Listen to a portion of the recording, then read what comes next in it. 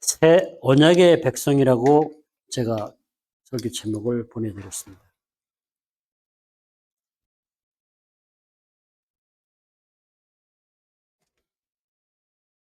새 언약의 백성.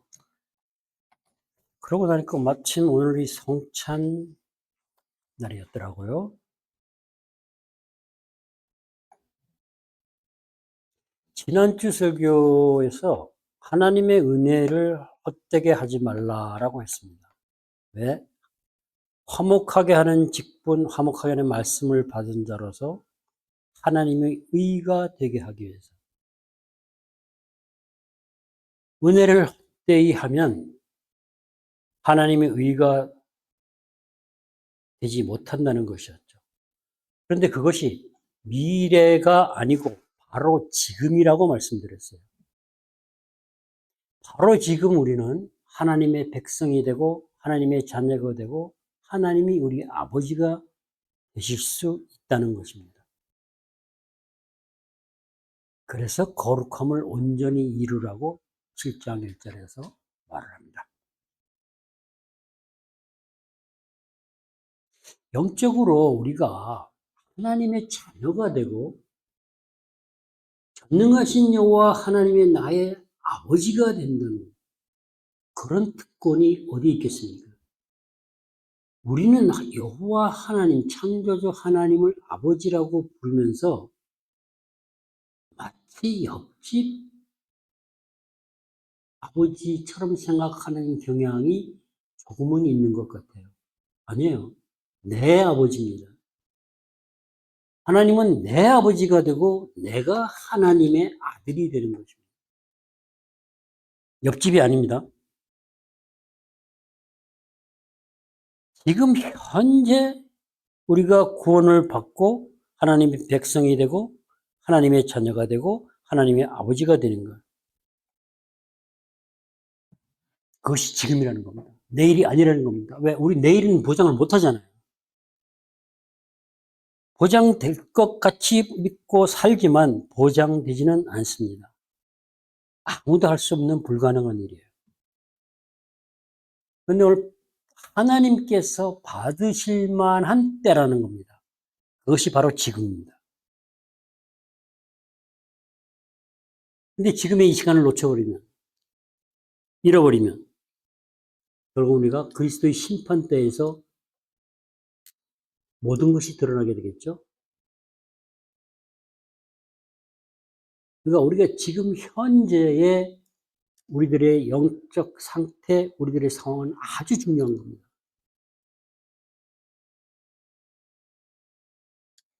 우리 모두는 이미 구원을 받았고 하나님의 통치를 받는 자로 십자가의 피로 세운 새 언약의 백성이죠. 하나님 나라에 속한 우리들이라는 겁니다.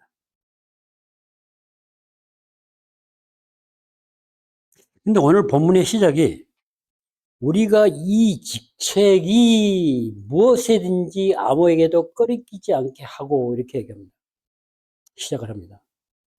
화목하게 하는 직책을 주셨어요. 그 직책은 일이고 사역입니다. 일입니다. 화목하게 하는 말씀, 복음이고요. 복음으로 화목하게 하는 일을 우리에게 주셨다는 겁니다. 성도들은 복음을 통해서 화목하게 하는 일을 해야 돼요. 그게 과연 진짜 진정으로 화목하게 하는 일이 무엇인지를 우리가 알아야 됩니다.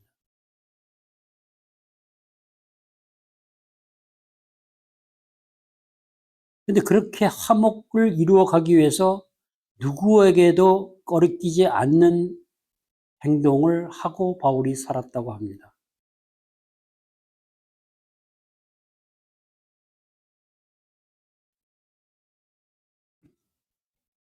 그리스도의 일꾼으로, 새 언약의 일꾼으로 우리가 그리스도인이 됐죠. 성도가 됐죠.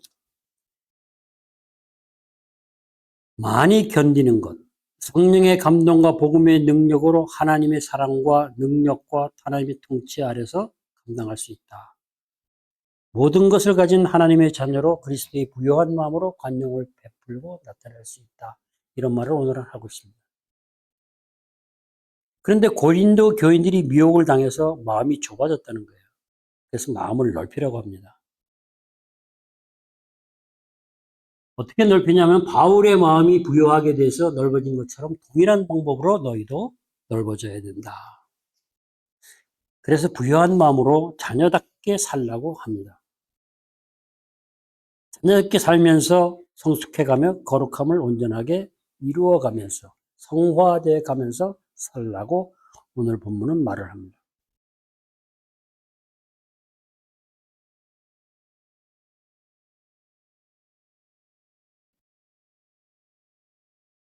바울이 여기서 자천한다고 말을 합니다. 이 자천이라는 게 뭐죠? 자천은 천거설을 가지고 오는 가짜 거짓 사도들이 가지고 있는 천거서가 아니고 그 천거서에는 우리가 추천서 같은 거죠. 근데 자천, 자기 스스로 그런 추천서를 쓴 겁니다. 그것을 자천이라는 말로 합니다.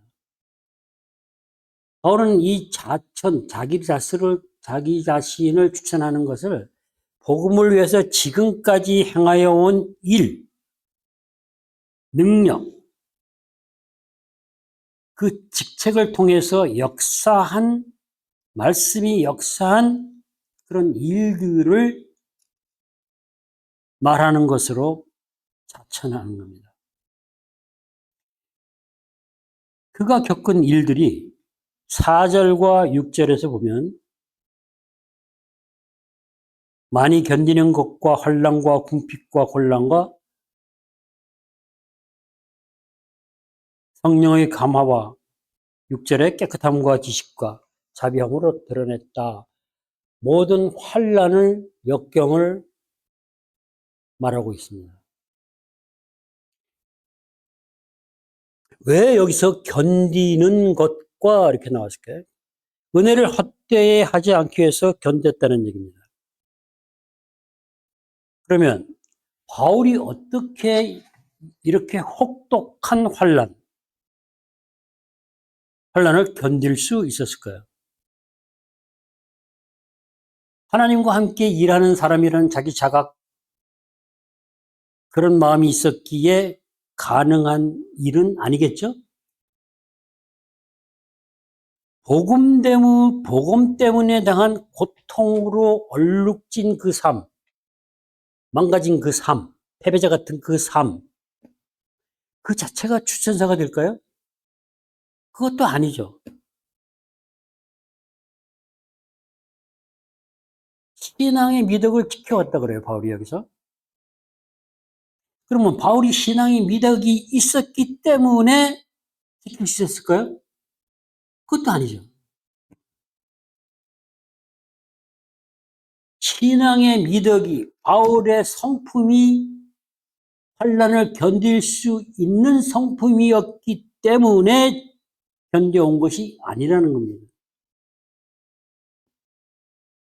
이 본문이 4절부터 6절까지 계속 and로 연결이 되어가지고 그냥 나열식으로 되어 있어요. 근데 고린도후서 본문은 신학 논문이 아니에요. 그러니까 논리적으로 맞춰서 가는 것이 아니기 때문에 그것을 감안하고 배열의 순서대로만 가려고 하다 보면은 우리가 오류를 범할 수 있어요.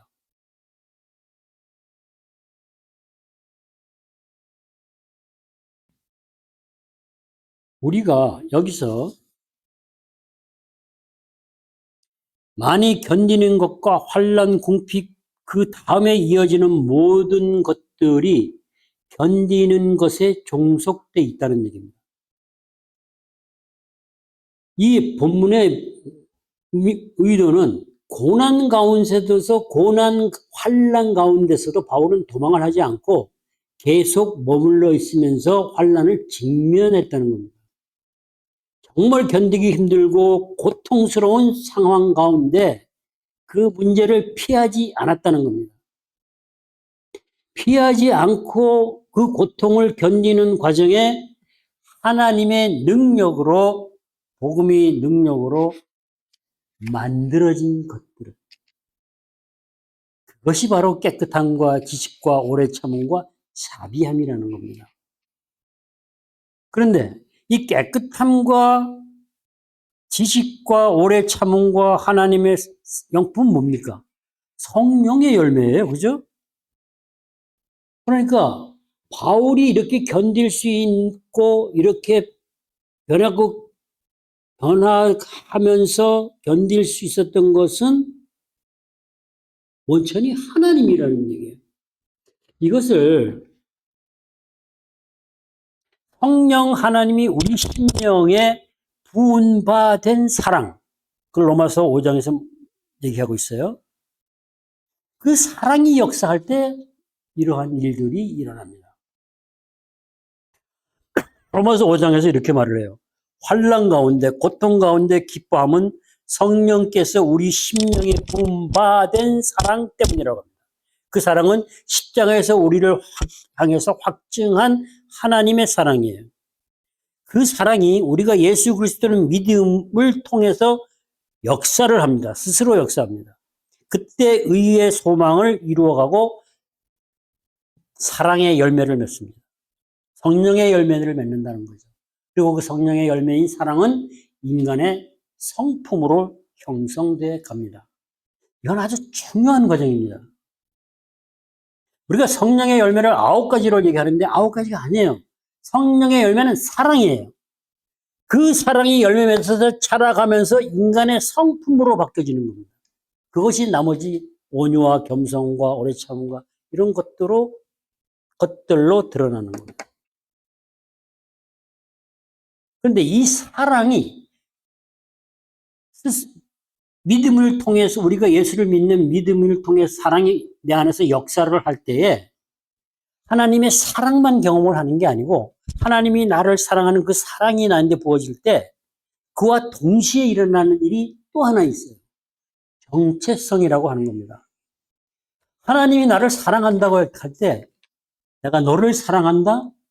너는 내 것이다 그러고 있습니다. 너는 내 아들이다, 내 딸이다. 우리는 이 음성을 들을 수 있어야 됩니다. 들어야 합니다. 왜냐하면 그 사랑이 우리한테 부어지고 열매 맺어지고 하나님이 나를 하나님의 것이라 그러고 하나님이 내 아버지가 된다는 것. 그것을 마틴 로이드 존슨이라는 그 목사님은 인치심이라는 표현을 써요. 왜 우리가 말의 엉덩이에다 도장 딱 찍는 거 있잖아요. 너는 내 것이다. 그것이 하나님의 우리의 부음받은 사랑이 예수를 믿는 그 믿음 안에서 역사할 때 우리 안에 경험되어지는 겁니다. 그러면 이것이 어떻게 그렇게 되느냐? 여기서 진리의 말씀과 하나님의 능력 안에서 의의 병기로 좌우하고 이렇게 말했어요. 의의 병기로 좌우하고. 우리가 누군가를 좌우한다 그러잖아요. 그죠? 내가 영향력을 밑에서 내가 통제하고 지배한다는 의미가 있어요. 의의 병기로. 의의 병기로 좌우하면 뭐예요? 병기는 무언가를 죽이는 도구죠. 그죠?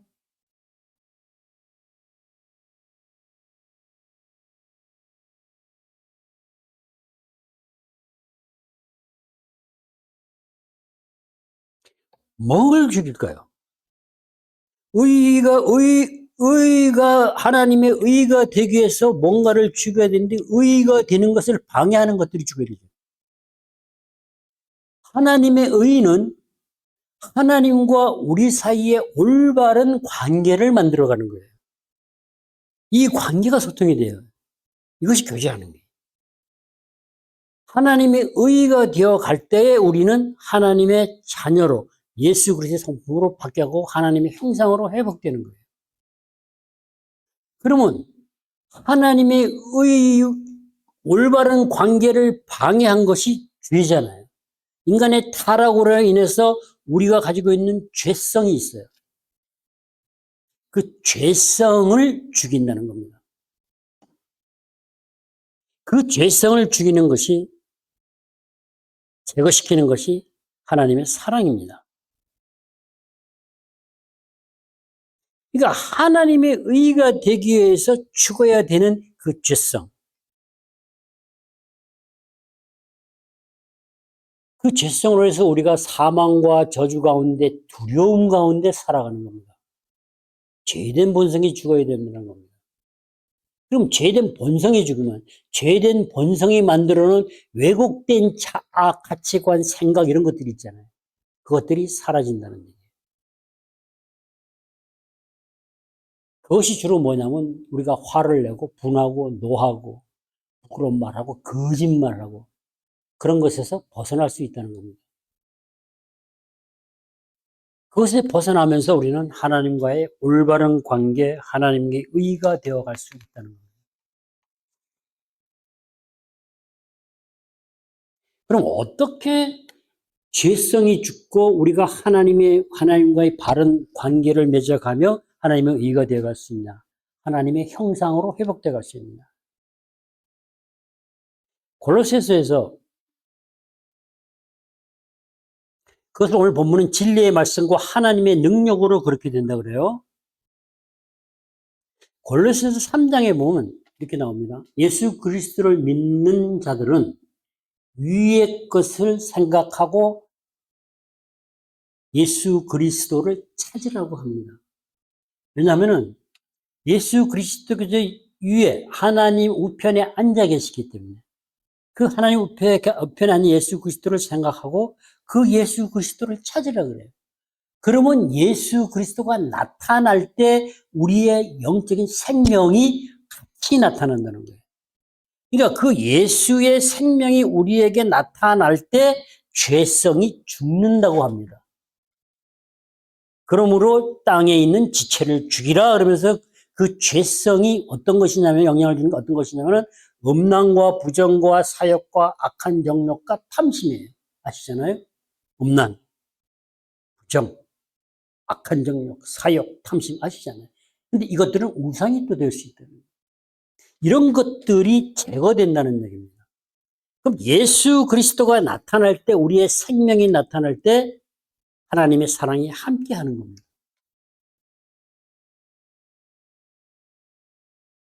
그때 죄성이 죽고 우리 입에 부끄러운 말과 거짓말을 하는 것들은 사라지고 내가 분노하고 욕하고 나쁜 생각을 모든 것들이 사라집니다. 물론 한꺼번에 모든 것이 다 사라지는 건 아니고 하나씩 점진적으로 사라집니다. 그것이 사라지면 새로운 것을 입는데 그것이 성령의 열매입니다. 온유와 겸손과 오래 참음과 자비와 양성과 이런 것들로 바꿔지는 겁니다. 그것이 바로 창조주 하나님의 형상으로 변화되는 거예요. 우리가 창조주 하나님의 형상으로 회복된다고 했을 때 고린도서 3장 18절 예. 주의 영광을 보매 그리스도의 영광을 보매 그의 형상으로 변화되어 영광에서 열린다. 예수 그리스도의 형상을 보면 예수의 형상으로 바뀐다는 거예요. 그래서 하나님의 형상으로 변화된다는 것은 우리 몸이 이렇게 변화되는 게 아니고 우리가 하나님의 형상으로 지어졌다는 것은 삼위 하나님의 관계, 삼위 하나님이 서로 존중하고 사랑하고 밀접하게 살아가는 그 관계. 우리가 회복이 하나님의 형상으로 회복된다는 것은 우리가 진심으로 하나님을 사랑하고 이웃을 사랑하고 살아가는 것을 말합니다. 이웃이라는 건 사람뿐만 아니고 모든 피조물까지. 그것이 창조시의 인간이 하는 창조시 본성으로 선한 능력을 행하고 사는 것입니다. 그것이 그리스도가 나타날 때 된다. 근데 성경은 분명히 말해요. 구하라 그러면 성령을 주시고 찾으라 그러면 만나 주신다고 했어요. 그래서 우리는 찾아야 돼요.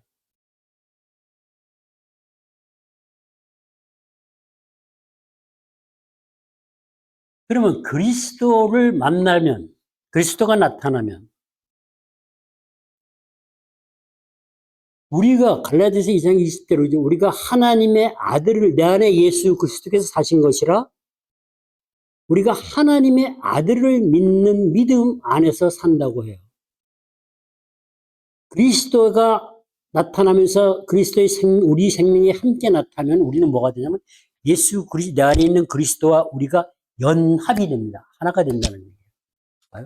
하나님의 아들과 우리가 연합이 되니까 우리가 뭐가 됩니까? 우리가 하나님의 아들이 되는 거죠.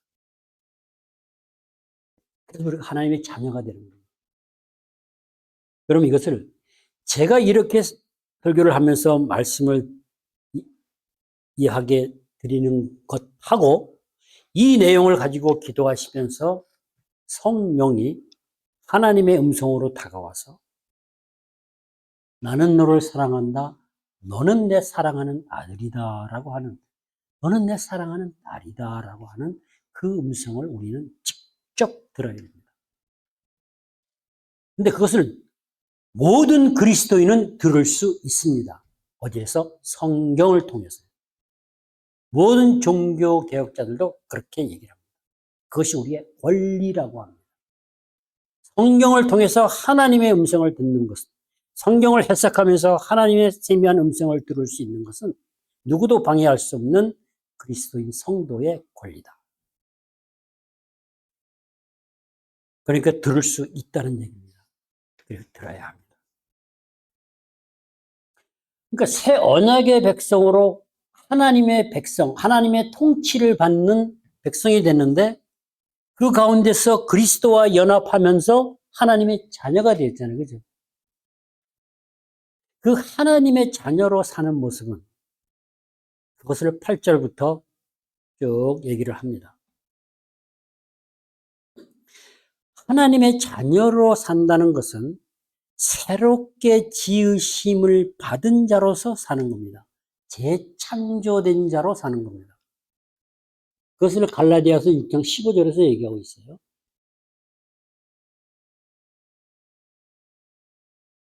바울에 대한 사람들의 인식이, 생각이 어땠을 것 같아요?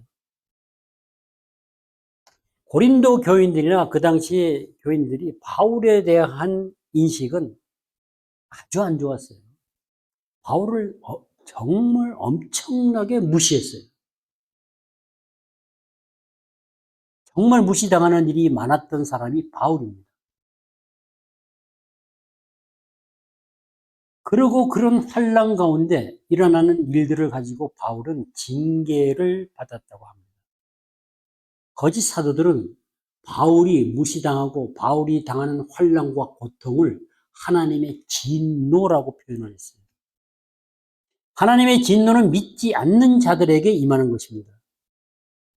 우리가 예수를 믿지 않으면 우리는 자연스럽게 이 땅에 놓여진 사망과 저주 가운데서 살면서 하나님의 진노를 받을 수밖에 없어요. 그러나 예수 그리스도를 믿는 그리스도인들은 사망과 저주에서 옮겨서 생명과 축복 가운데 살아가는 사람들이다.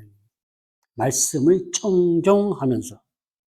그러므로 바울이 당하는 환난, 우리가 받는 환난과 고난은 진노로, 하나님이 진노해서 받는 게 아니에요. 징계. 아버지가 아들한테 무언가를 고쳐주기 위해서 하는 징계.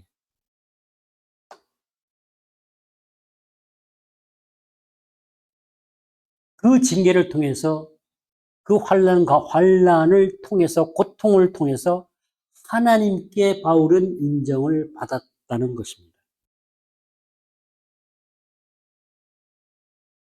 우리도 우리의 삶 가운데 어렵고 고통스러운 환난과 상황이 벌어지면 그 상황 가운데서 하나님이 나에게 하시는 일들을 발견하고 하나님의 음성을 들을 때 우리는 하나님을 만나는 것입니다. 우리는 영적으로 풍요로워지고 성숙해지는 단계가 돼요. 그래서 사도 바울이 환난 가운데 기뻐할 수 있다고 하는 겁니다. 그래서 우리에게 주어진 환난은, 고통은 우리를 성화시키는데 아주 중요한 도구로 사용됩니다.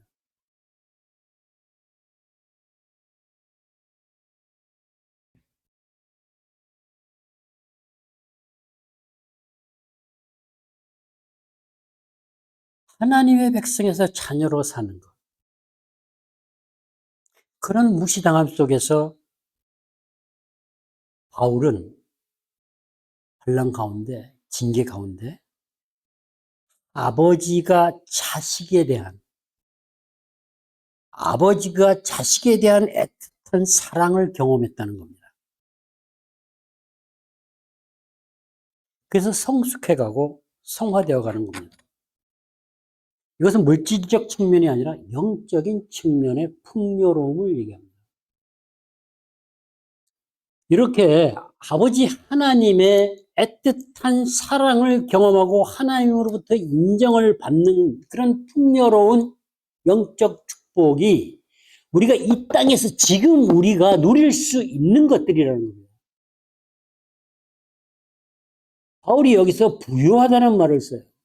바울은 이 부유한 것은 영적인 풍요로움, 영적인 부유함을 얘기하는 것입니다. 그것은 예수 그리스도의 부유예요. 그러니까 우리가 예수 그리스도가 내 안에 계시다면 우리는 예수 그리스도의 부유함, 예수 그리스도의 마음이, 넓은 마음이 우리 안에 있어야 됩니다. 바울은 철저하게 환난 가운데 뭘 경험했어요? 하나님의 사랑 안에서 자녀됨을 확인하고 인정받으면서 재창조되는 하나님의 형상으로 회복되는 성령의 열매를 맺어가는 새롭게 지으심을 받는 역사를 경험했다는 것입니다. 바울이 그렇게 경험하고 고린도 교인들에게 얘기하는 것이라면 우리도 그 경험을 할 수 있어야 됩니다. 그냥 종교 생활만 하는 것이 그리스도인이 아닙니다. 그래서 바울은 얘기하는 거예요. 아무것도 없고 가난한 자 같지만 진짜 모든 것을 가진 부요한 마음을 가진 자라라고 얘기합니다. 모든 것을 가진 자라요. 제가 바울 안에 예수 그리스도가 있습니다.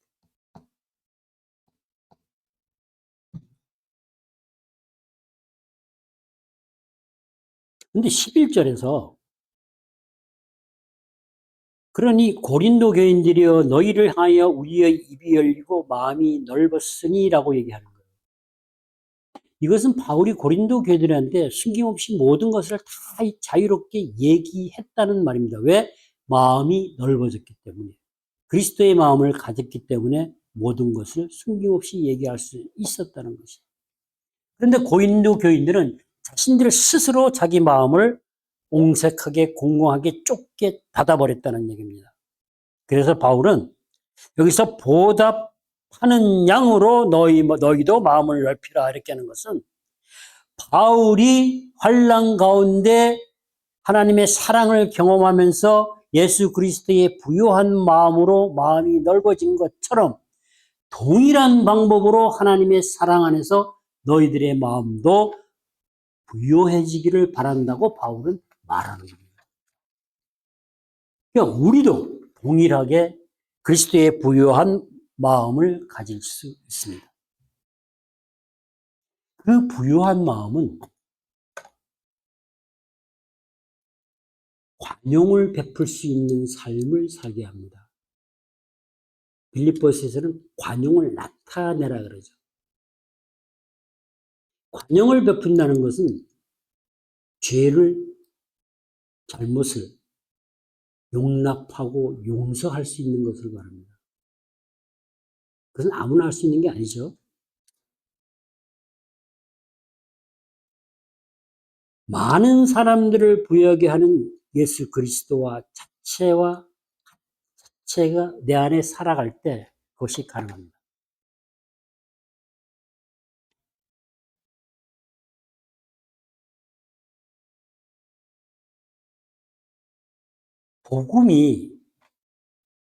복음은 하나님의 능력이 됨이라 이렇게 얘기하잖아요.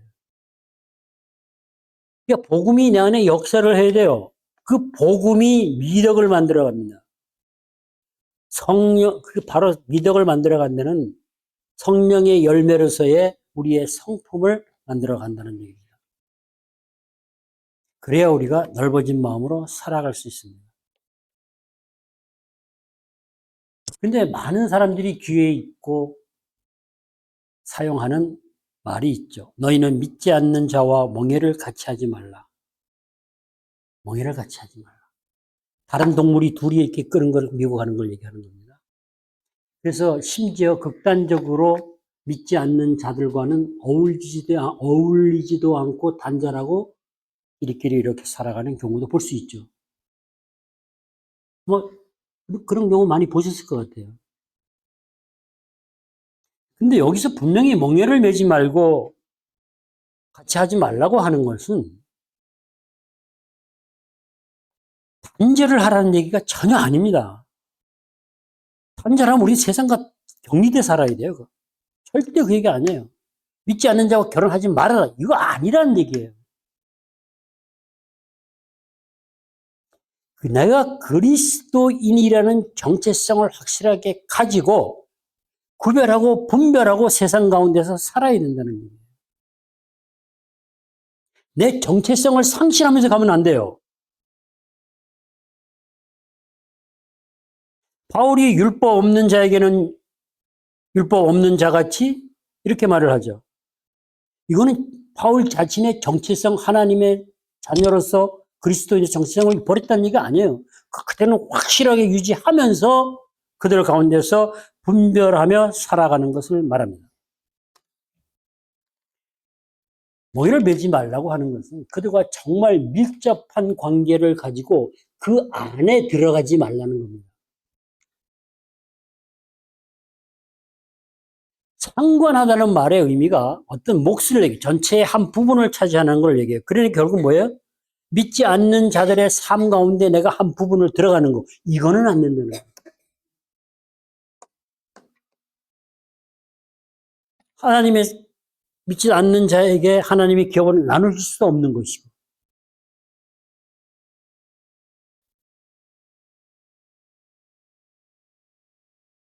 세상 가운데 살되 세상에 사는 사람들과 다르게 구별된 삶, 하나님의 자녀로서 사랑하는 삶. 그들이 사랑하는 것이 이만하면 우리는 이만큼 사랑할 수 있는 그것이 구별이에요. 분리가 아니에요. 그것을 잘 분별하면서 살라는 겁니다. 구별해서 살라는 겁니다.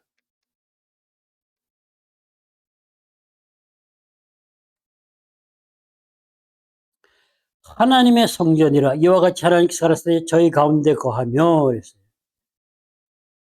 하나님의 성전이랍니다. 성전의 의미는 뭡니까? 예배드리는 곳? 그보다 중요한 것이 성전이라는 말을 사용할 때는 하나님의 임재를 얘기하는 거죠. 하나님의 임재는 하나님의 통치를 얘기합니다. 그러니까 고린도 교인들, 우리 모두는 그리스도인들은 하나님의 통치 가운데 있다는 겁니다. 하나님의 통치 가운데 있기 때문에 우리는 뭐예요? 하나님의 백성이라는 거죠. 어떻게 하나님의 백성이 되었죠? 십자가의 보혈, 십자가의 피로 새 언약의 피로 맺어진 하나님의 백성이라, 새 언약의 백성이라는 겁니다.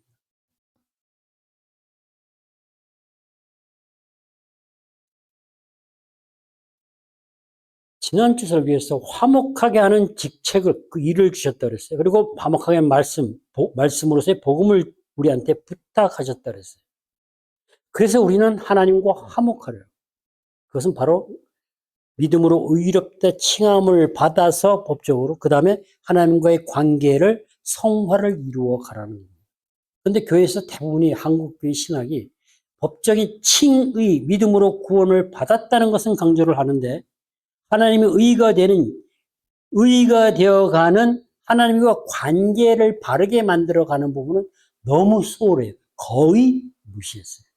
그래서 우리가 성화된다, 성품이 변한다, 그리스도의 능력, 이것이 미약해진 겁니다.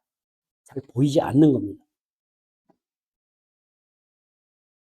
성화는 하나님의 의가 되는 겁니다. 하나님의 형상으로 회복되는 겁니다. 이것을 이루기 위해서 하나님이 모든 은혜를 베푸셨어요. 우리가 일상적인 은혜와 구원의, 특별한 구원의 은혜까지 모든 은혜를 베풀었어요. 근데 이 성화를 이루어가지 못한다? 하나님의 의가 되지 못한다? 그럼 뭐예요? 모든 우리한테 베풀어준 축복의 은혜가 헛된 것이 된다는 겁니다. 얼마나 허망한 겁니까? 우리는 정말 잘 생각해 봐야 돼요. 교회에서 그리스도로 성도로 살아가면서 은혜 받았다는 말을 수없이 하고 사는데 내 삶의 모든 필요를 채울 때마다 그러나 그 은혜를 통해서 지나서 성화의 과정을 하나님의 의가 되는 하나님의 자녀가 되는 그런 은혜로 연결되어 갔느냐 하는 겁니다.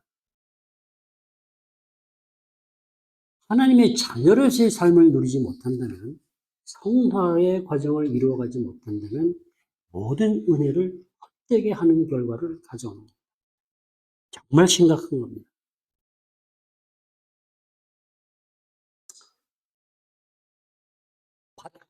받지 못하면 복음의 메시지를 우리가 받으면 받는 사람에게는 효력이 발생합니다.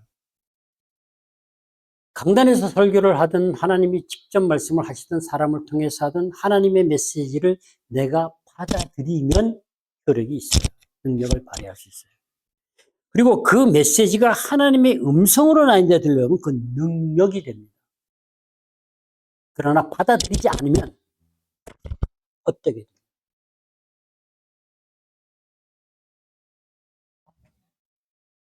받아들이지 않아서 헛되게 된다는 얘기는 아주 심각한 얘기입니다. 심판대에서 어떻게 될지 몰라요.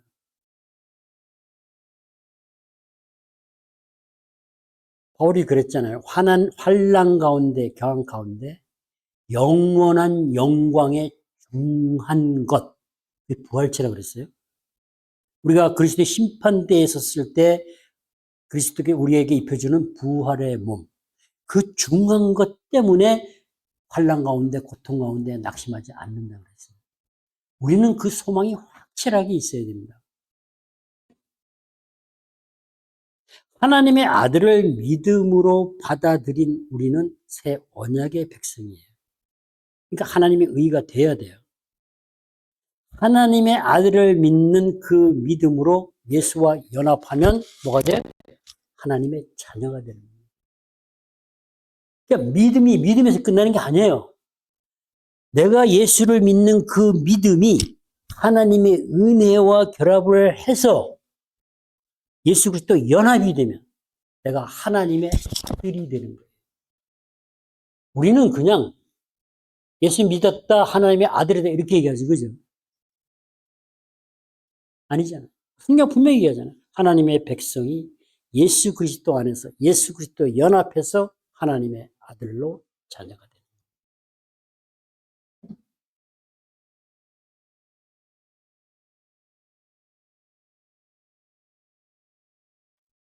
그 아들은 우리가 하나님의 아들이 되면 하나님은 우리의 아버지가 된다는 것입니다.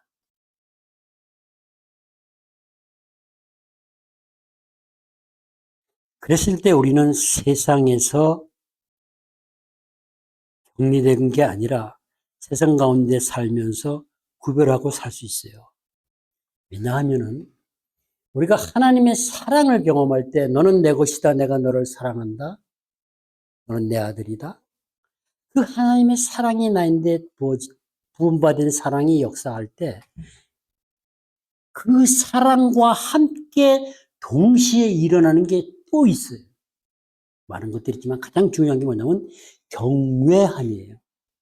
어마어마한 커다랗고 위대한 하나님이 저에게 이렇게 다가오는데 두려운 게 아니고 안전한데 뭔가 어마무시한 게 말로 표현할 수 없는 게.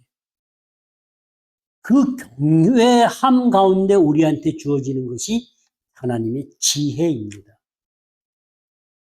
그래서 우리가 하나님의 자녀로 살아간다는 것은 그 사랑을 경험하면서 하나님의 경외함 가운데 주시는 하나님의 지혜로 분별하고 구별하고 살아갈 수 있다는 거예요. 근데 그 지혜를 어떻게 하냐고요? 맛보아서 안다고 합니다. 경험해야 된다는 겁니다. 그래서 우리는 그렇게 함으로 해서 창조시의 본성과 선한 능력으로 하나님을 사랑하고 서로 사랑하며 살 수 있다는 거예요. 그 18절에 그렇게 얘기하죠. 너에게 아버지가 되고 너희는 내게 자녀가 되리라. 그렇게 되게 하신다는 겁니다. 하나님이. 하나님이 그렇게 너희는 내 자녀가 되고 내가 너희가 아버지가 될 것이야. 그러니까 경외한 가운데서 거룩함을 온전히 이루어가라는 얘기예요. 깨끗하게 하자는 얘기예요. 그건 특권이에요. 그것이 이제 우리가 구별된 삶을 살아갈 수 있는 겁니다. 하나님의 자녀로서, 딸로서, 아들로서 살아갈 수 있는 거죠.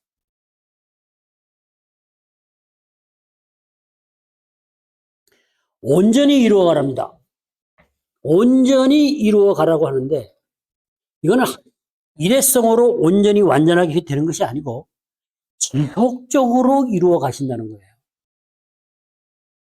그러니까 우리가 늘 깨어 있어야 됩니다.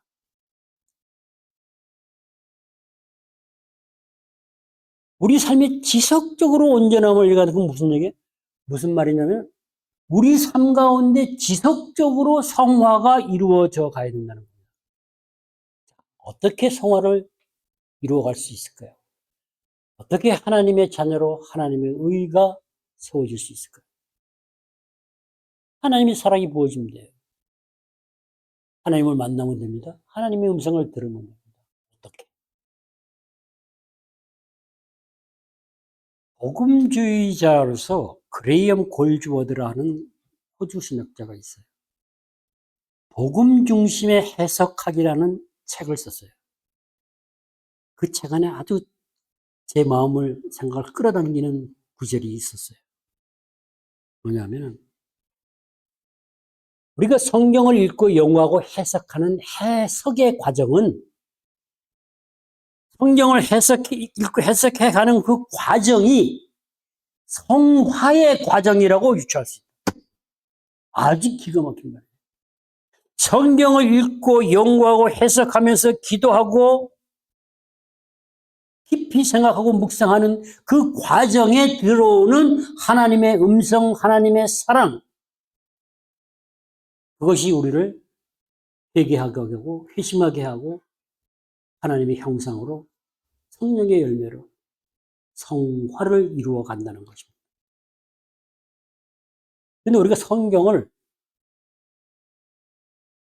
제가 지난번에 한 말씀을 드렸나 모르겠는데 어떤 분이 보내준 한국의 유명한 박영선 목사님이 어떤 강의하면서 한국 교회가 가장 큰 문제가 뭐냐? 성경을 읽는데 그냥 읽는다. 생각 없이 읽는 것이 가장 큰 문제라고 얘기를 하고 강의를 시작했습니다.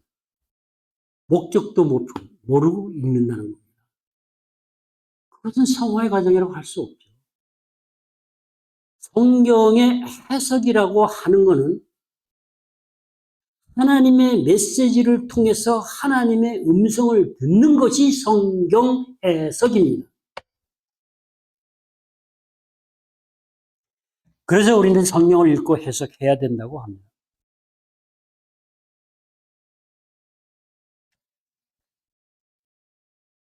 근데 많은 사역자들이나 성도들은 성경을 해석한다는 것에 대해서 상당히 거부감을 가지고 있습니다. 그것은 오류입니다. 잘못된 생각이에요. 종교개혁자들도 성경을 읽으면서 개인이 판단할 권리를 존중해야 된다고 그랬어요. 하나님의 모든 자녀는 하나님 아버지가 우리에게 하시는 그 말씀을, 그 음성을 성경을 통해서 직접 들을 수 있는 타고난 권리를 인정해야 된다고 얘기하고 있어요. 타고난 권리라는 얘기예요. 우리가 들어야 된다는 얘기입니다. 존 스타트 목사는 성경 인문에서 이렇게 얘기해요.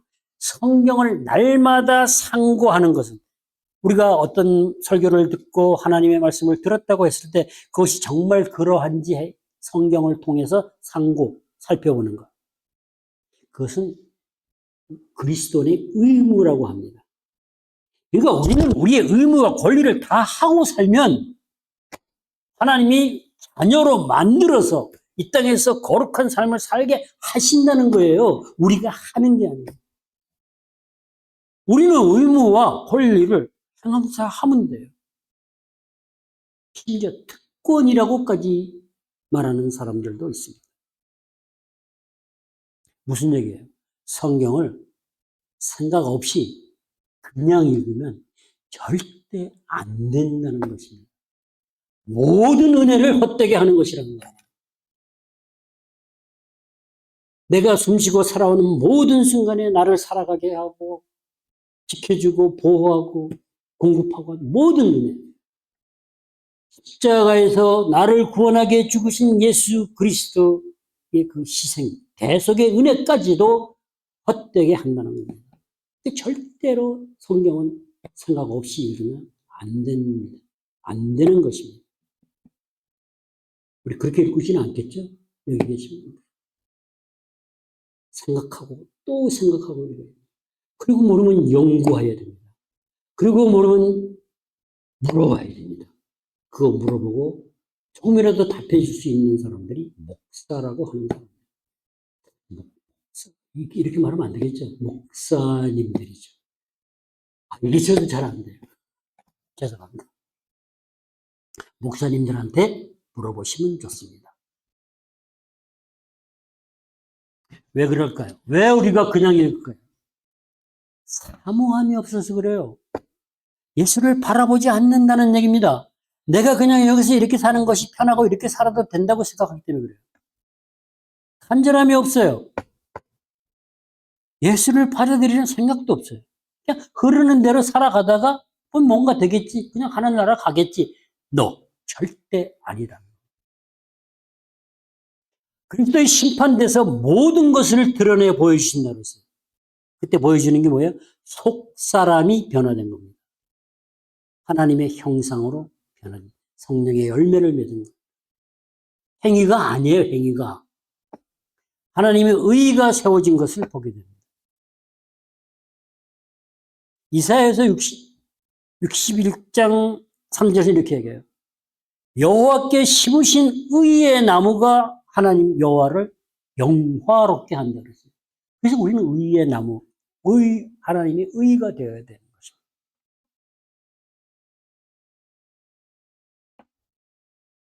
받아들여야 됩니다. 우리는 잘 안 받으려고 그래요. 자연스럽게 거부합니다. 설교도 마찬가지. 하나님 말씀도 마찬가지. 내 기준에서 선택하고 내 기준에서 거부합니다. 받아들이고 상고해야 됩니다. 그러기 위해서 우리가 꼭 해야 되는 것이 결단하는 것입니다. 계시록 3장 21절에서 이렇게 말씀을 해요. 잠깐 읽어볼까요? 이거 읽고 마무리할게요. 요한계시록 3장 21절에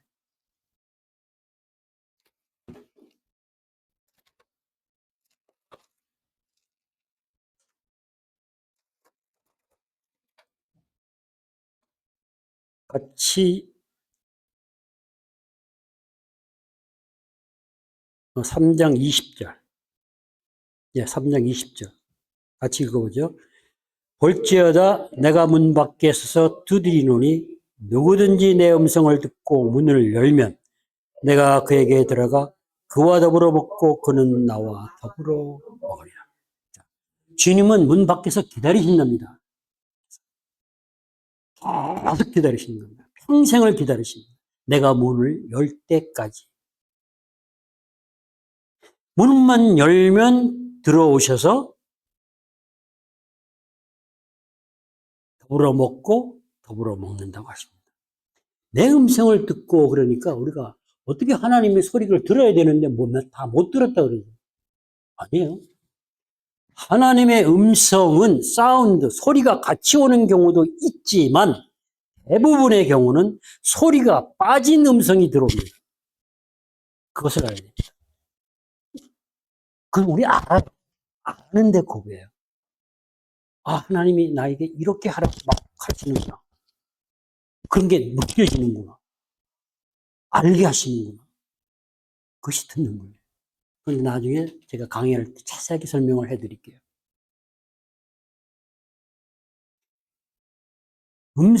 하나님의 터치를 듣고, 음성을 듣고 문을 연다는 것은, 하나님이 이렇게 말씀하신 내가 결단하고 나아가는 것입니다. 네, 하나님, 내가 지금 이 시간부터 이렇게 결단하고 주님을 따라가겠습니다. 라고 하는 결단. 이것을 어떤 외국분이 영적 전쟁에서 설명을 하는데 아주 흥미롭고 분명했어요. 여기서 문은 어떤 문이냐면, 구약의 이스라엘 백성들이 성문에서 뭐 했어요? 판단하는 것이에요. 이리 가라, 저리 가라. 예, 바로 그거예요. 내가 그렇게 결단하면 하나님은 들어오셔서 모든 것을 이루어 가신다는 거예요.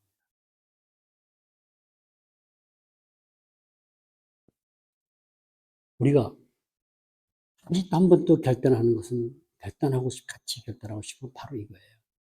정말 성경을 이제는 생각을 가지고 읽고 연구하고 해석하며 하나님의 메시지를 통해서 하나님의 음성을 듣기를 결단해요.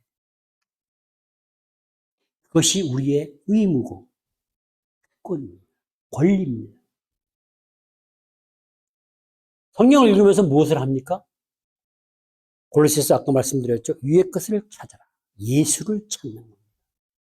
예수 그리스도를 찾으면 예수 그리스도가 나타날 때 우리 생명 구원이 같이 들어오면서 우리는 그의 형상, 그리스도의 형상으로 변화된다고 합니다.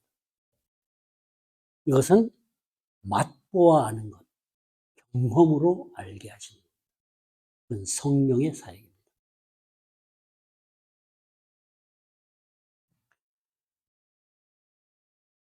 오늘 예배 시간이든 끝나고 성만찬 시간이든 다시 한번 새롭게 하나님 앞에서 결단하고 나아가는 시간이 되기를 소망합니다.